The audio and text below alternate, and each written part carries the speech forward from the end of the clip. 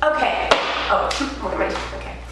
Hey guys, welcome back to another video. Today I am back with Sarah, aka Fearless Fig, and we are back with another video topic request. Today, this one comes from Kyra Shea, and she said, foods that cause eczema, psoriasis, other skin conditions to flare up, and any foods that can help with this. Yes, psoriasis and eczema in our skin. I mean, our skin is so important. That's the first thing people see when they see us. It's also our largest organ. Yeah. So when you are looking at your skin, when you're seeing something that's off, it's a big indication that internally something is out of whack. So that's the first way. It's just like, okay, my body is telling me, it's alerting me that something is going on. And eczema, psoriasis, I always think about as an external presentation of an internal inflammation. Gotcha. So something is off, and typically I start looking in the gut. And the easiest way to associate the skin and what could potentially heal it is thinking about what foods are irritating the gut.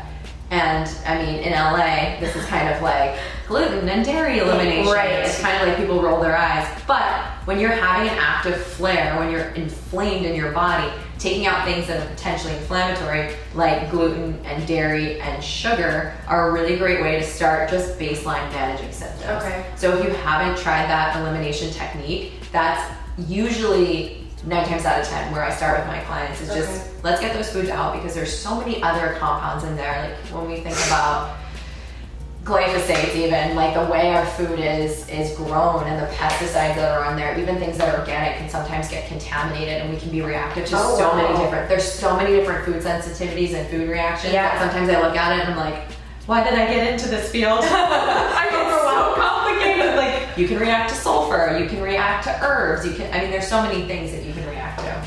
And foods, would you put food sensitivities and allergens in the same category? Because like, for example, I just took an allergy test for the first time where they pricked my skin, injected me with all types of things.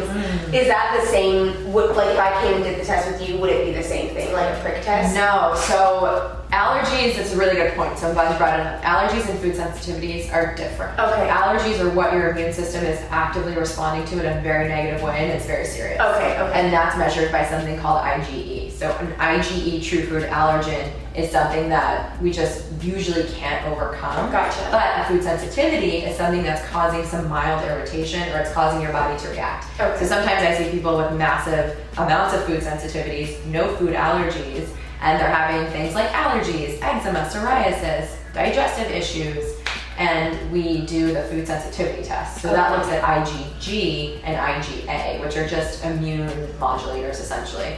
So what it does is it'll measure different foods in your diet and say, like, which one of these are you actually reacting to? How is that test done? So it's a blood draw. So they do a blood draw. But we do blood draws much faster here. It's quick. It's like 2 little tubes. We do blood draws here. The woman that does the blood draws for me is like, I say she's the touch of an angel, because she's used to working with kids. Oh. So she's just like, and you're like, is it? She's like, oh, it's already over. And you're like, because I like don't love getting my blood drawn. I do it a lot because I'm always like, ooh, what's happening in my vessel? But she's great. And so yeah, it's a blood draw, and what they do is they're looking for different proteins, and the different proteins can signify, okay, your body's actually responding to this type of food. It's kind of controversial. There's still like a lot of, there's certain dietitians that say it's not applicable, it's not valid. I use it just because it's really hard to test always very specifically what you're I mean, we're eating so many different things, there's so many different components of food, but I find it's a really good place to start. Yeah. Just because when you're having digestive issues, when you're having inflammation in your skin and you're like, I have no freaking clue where it's coming from, getting any type of data is really helpful. Right. And I've used it in my practice and had really great success. Do you feel that, because I don't know enough about psoriasis or eczema, do you feel that, like, what would be the percentage, if you had to guesstimate, where it is related to food? Like, is it always related to, like, a dietary thing, or is it an actual just random skin condition? I would say probably 9 times out of 10 it's related to food, because with, 9 times out of 10 people that have modified their diet, their eczema can resolve in many cases. I have a friend who struggles with psoriasis, and she has it like all throughout her body, and I've never thought to say like, hey, you should talk to a dietitian about this, because she has really bad flare-ups and stuff, and it's like itchy, it gets painful.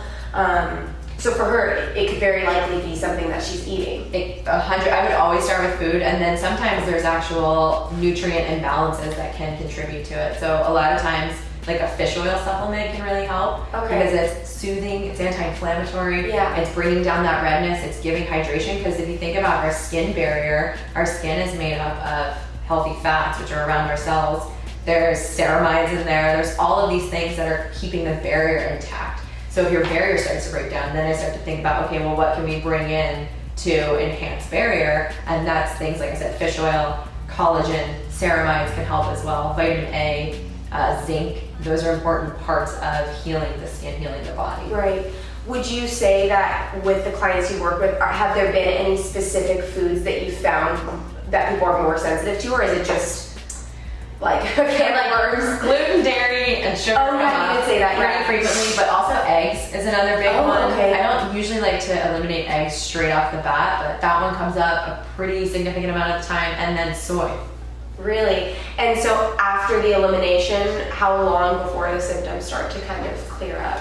If you stay on the elimination, it can usually take like a couple weeks for, I mean, I've seen someone that had in a week of following the elimination, their skin, the famous eczema hand. I remember that. I was like, whoa, that was literally one of the reasons I reached out, because I was so fascinated by that. It's crazy, right? That your body. Because this girl had, I'll put a picture on the screen, but she had a really bad, was it eczema? Okay, yeah, she had a super bad flare on her hand. She had said she had been to multiple doctors, multiple dermatologists, and everything was a topical application, which is not bad. I mean, it's still like, if you have significant pain and it's interfering with your life, sure, yes, of course, and if it's part of your management, fine, but also do the deeper digging and see, in conjunction with that, is there something else that you can do? Because sometimes I'll do tea tree oil. That's antimicrobial, antibacterial. If you have an open wound, it's gonna burn like hell. So like, not like it's cracked and oozing. Right. Ow. But you know, like psoriasis, if it's starting to get dry, you can do things like that just to kind of clear out some of the bacteria in there. But really, I always am like, okay, what's going on in the body? Yeah. And that can be at least one level to it. Stress. Yeah. Stress is usually something that will kick off a reaction like that. Really? Okay, like another flare up. Yeah. Do you find that that the flare-ups will just stop, like it's in a way cured, or is it just kind of more in control? It's definitely more in control. I mean, it goes, like the flare-ups go away pretty immediately, significantly. But again, if you kind of slip back into eating certain foods, and your food sensitivities can shift. So it is something maybe every couple of years you want to look at if you're continuing to get the flare-ups. But really, it comes down to the lifestyle piece and how well can you manage your stress, how well can you keep your gut integrity in line, because if your gut is messed up, it's going to express itself in some manner. And when you go back to the most important things in life, it's what are you eating, how are you managing your stress, and are you moving? Not killing yourself in the gym. Yes. Just moving your body. Being active. Like to an extent. Getting some sun exposure. Not too much, but just enough. Exactly. Everything is like, there's a level to all of this. Just, a little bit, not too much, and you're good. It is about balance, moderation. I see people go super extreme, even in the healthy area. Yeah. Where they're like, I'm only gonna juice kill. And I'm like, and that's all I eat. And it's like, no. Like, you need to have some processed foods in your diet. I'm not ever gonna tell anybody never eat this ever again unless you're like allergic to it. And I thought you were gonna be like, unless you're like eating, 3 packs of Reese's. Well, then we'll limit. We'll moderate. It'll never be off the table completely. It's just not as often. Reese's aren't dinner. Wait, that's all. What? You're joking. No. Alright guys, that is going to be it for this video. I hope that you guys got some really helpful information. If you guys have any other questions, make sure to comment them down below. If you have any personal experiences that you'd like to share, that's also really helpful too. I will make sure to have all of Sarah's information linked in the description box below, her Instagram, website, all of that. She is accepting clients, so if you guys are looking for someone to help you through any of these things, I totally recommend her. And I'll catch you guys in the next video. Bye.